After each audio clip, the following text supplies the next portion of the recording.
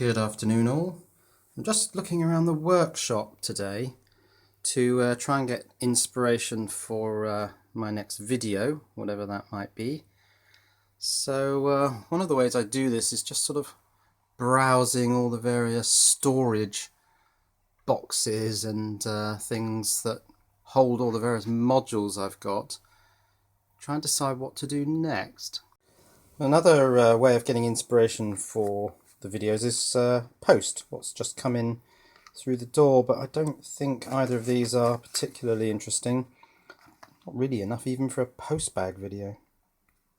Now I'm feeling a bit out of it at the moment because I've had to do 3 days of other work because I still haven't managed to eliminate all 5 rats. But I will get you, Friday. I will get you one of these days.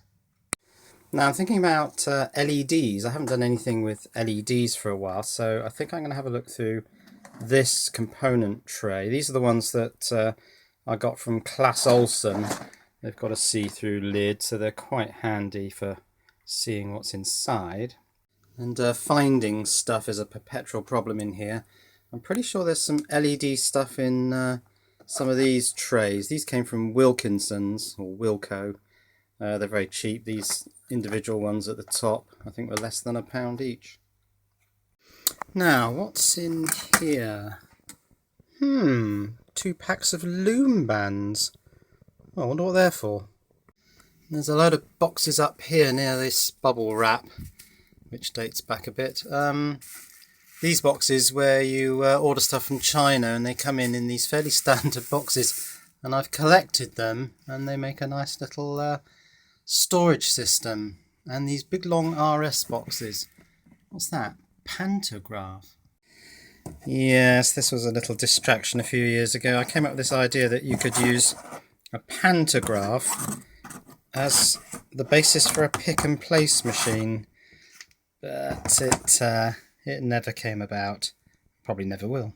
And just beneath the bubble wrap is this. It's the LAM, the Large Array of Miniature Bulbs. That was used in some early MPPT experiments. Can't throw it away, can I? But it's pretty useless now. Now, a while ago I bought some of these 10 watt LEDs. Got quite a few of these actually. 3, 4, 5. It's about 7 of them. Not sure if they're all the 3x3 matrix type, or whether some of these might be the 9 LEDs in a long string type. I really want the 3x3 type. Now you can test these LEDs quite quickly with a 9-volt battery to see which type they are. So that's obviously a 10-volt type, a 3x3 matrix. That one is 2. No, that one doesn't seem to light up either way round. Okay, let's have a closer look at that. So yeah, you can just make out that there's a kind of S shape here. So you can see these linking across wires there and at this end here. So all 9 of these LEDs are in a series string. So this will require about 27 to 30 volts to light it up. So it looks like I've got 5 LEDs that light up on 9 volts. So they're going to be fine for use with these 1 amp, 10 watt LED drivers. But where are the rest of these? Let's look in the other component trays. So I don't think they're in any of these. Breadboards. This one seems to have mainly servo motors in it. All sorts of rubbish.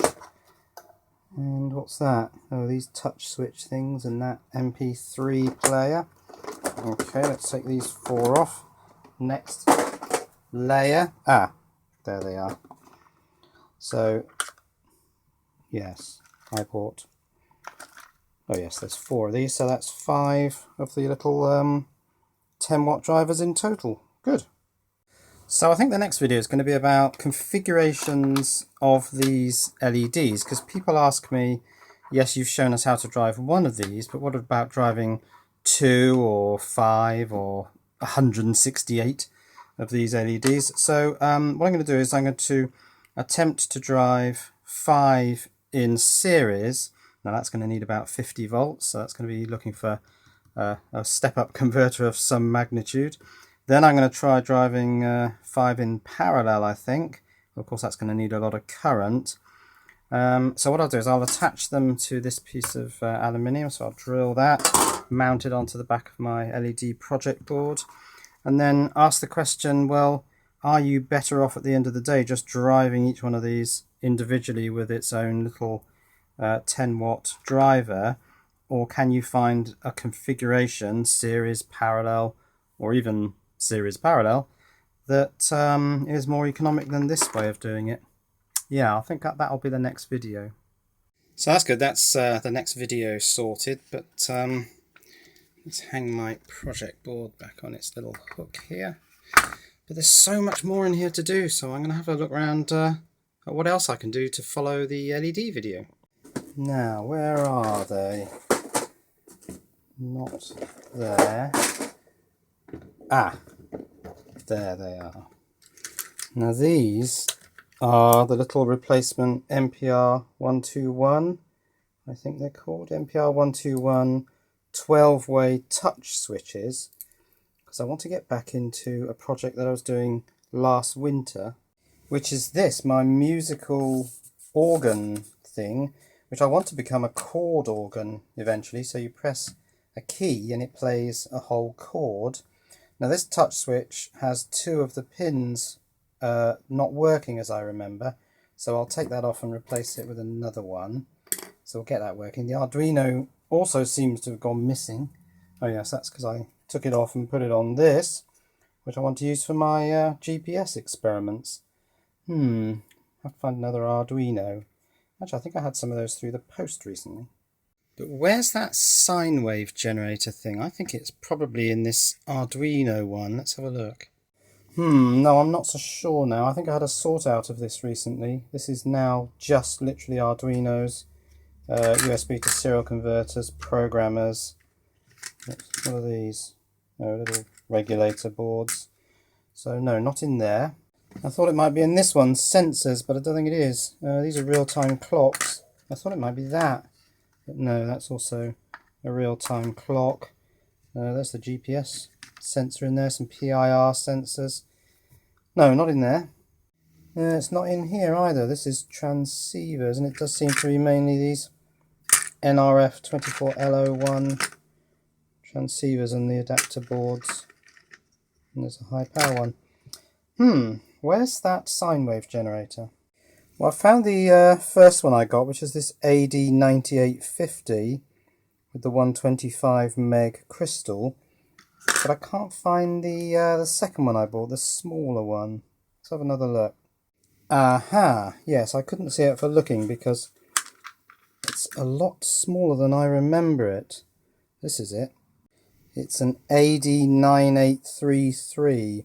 Much smaller than the other one, and then I want possibly up to 4 of these generating sine waves to produce these chords. Good. Well, that will be for an upcoming project. Good. Well, that's me feeling much more inspired for the next few winter project videos, but now of course it's gone and become a nice sunny warm day out here, so I'm all distracted by the solar panels. So I can't really get my head into gear today. Oh well, maybe another day. Cheerio.